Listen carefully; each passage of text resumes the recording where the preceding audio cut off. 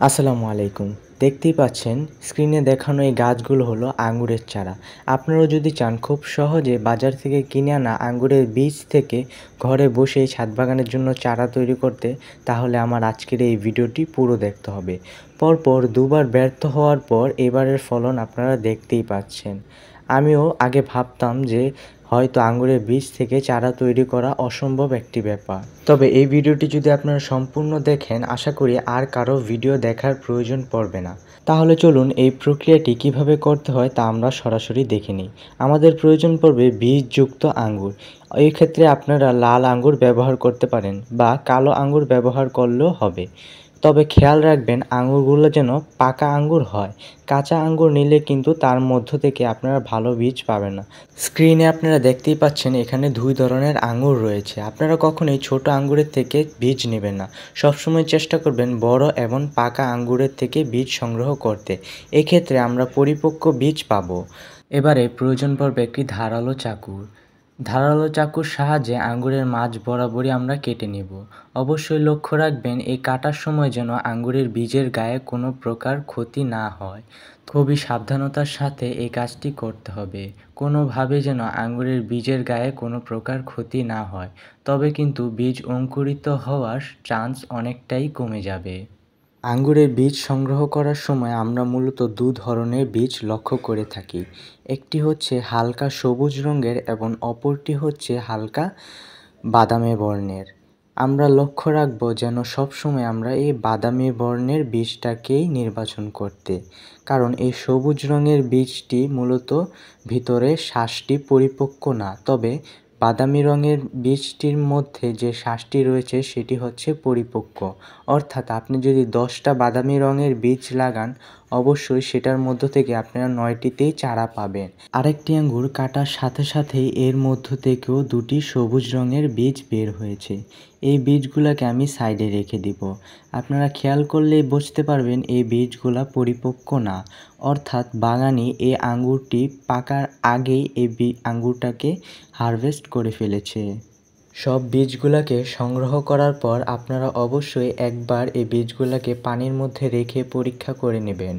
অর্থাৎ আমি বোঝাতে চাচ্ছি যে আপনারা যখনই একটা পাত্রের মধ্যে একটু সামান্য পরিমাণে পানি নিয়ে তার মধ্যে এই বীজগুলাকে দিবেন, আপনারা দেখতে পারবেন যে কিছু সংখ্যক বীজ পানির ওপরে ভাসমানরত রয়েছে, আর সবগুলা বীজ পানির নিচে চলে যাবে। অর্থাৎ যে বীজগুলা পানির নিচে চলে যাবে সেটি হচ্ছে মূলত শ্বাসযুক্ত বীজ।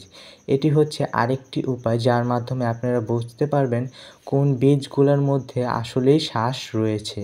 এবারে আমরা বীজগুলোকে জার্মিনেশনের প্রসেসে দিয়ে দেব। তার জন্য আমাদের প্রয়োজন পড়বে সামান্য টিস্যু এবং একটি এয়ারটাইট কন্টেনার। এয়ারটাইট কন্টেনার নেয়ার পেছনের কারণ আমি গত ভিডিওতেও বলেছি, এই ভিডিওতেও বলে দিচ্ছি। অর্থাৎ এয়ারটাইট কন্টেনার নেয়ার পেছনের মূল কারণই হচ্ছে এর মধ্য থেকে যেন হাওয়া বেরোতে না পারে। আমরা যখন এই বীজগুলোকে এয়ারটাইট কন্টেনারের মধ্যে রাখবো, এর মধ্য থেকে হালকা পরিমাণে আর্দ্রতা বের হবে।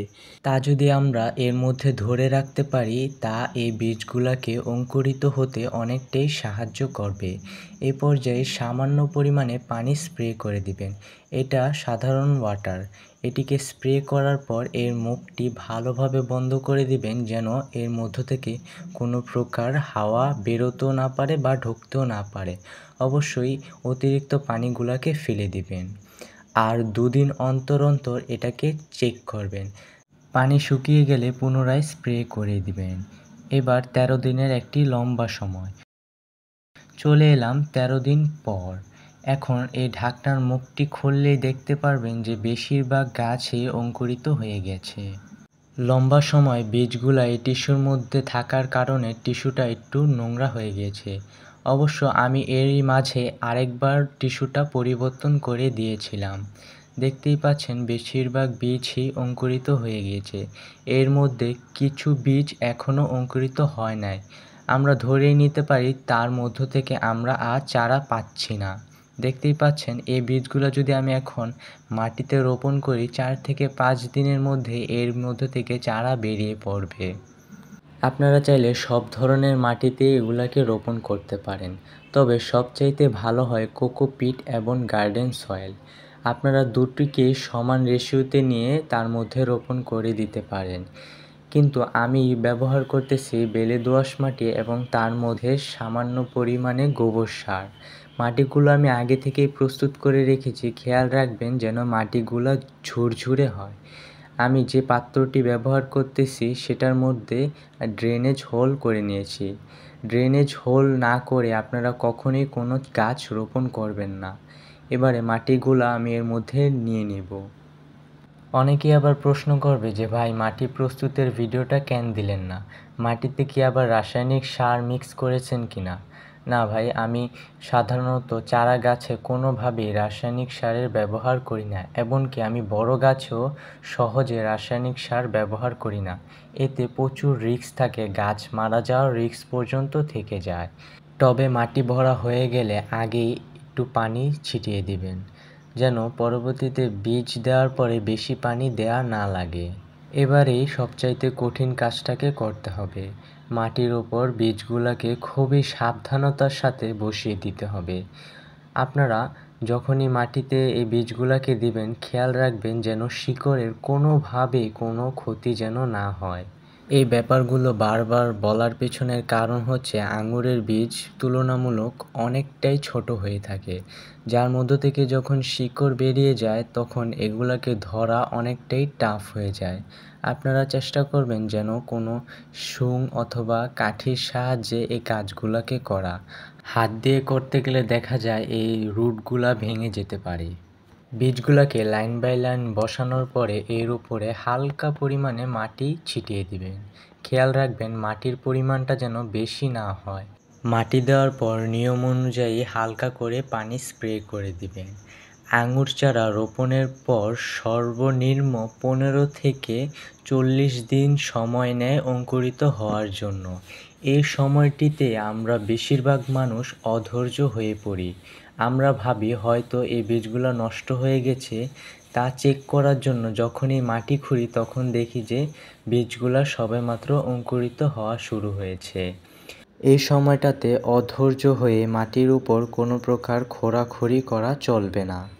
যেহেতু আমি আগে থেকেই টিস্যুর মধ্যে বীজগুলোকে 13 দিনের মতন রেখেছিলাম, তার জন্য আমার এই বীজগুলা বেশি সময় নেয় নাই অঙ্কুরিত হতে। আবার লক্ষ্য রাখবেন মাস ভেদে এর সময়টা কম বেশিও হতে পারে। বীজ লাগানোর 4 থেকে 5 দিনের মধ্যে চারা বের হওয়া শুরু হয়ে গিয়েছে। এরই মাঝে কিছু সময় আমি ছাদে আসতে পারি নাই, যার জন্য ওই সময়ের ভিডিওগুলা ধারণ করা সম্ভব হয়ে ওঠেনি। এখানে সর্বমোট 8টি চারার দেখা মিলেছে। বলা চলে আমি যা বীজ রোপণ করেছি তার মধ্য থেকে প্রায় 80% বীজ থেকে চারা হয়েছে। আশা করছি আরও বাকি যেগুলো রয়েছে সেগুলা থেকেও আমি চারা পাবো। আমি আপনাদেরকে আপডেট সহকারে দেখানোর চেষ্টা করব। আরও 3-4 দিন পর লক্ষ্য করা যাচ্ছে যে আরও একটি চারা বেরিয়ে গিয়েছে। অর্থাৎ সর্বমোট আমি 12টি বীজ রোপণ করেছি, তার মধ্য থেকে 9টি চারাই বের হয়েছে। আরও 8 থেকে 9 দিন আমি এই চারাগুলোকে এই টবের মধ্যেই রেখে দিব। তারপরে এই চারাগুলোকে আমি আলাদা আলাদা জায়গায় রোপণ করে দিব।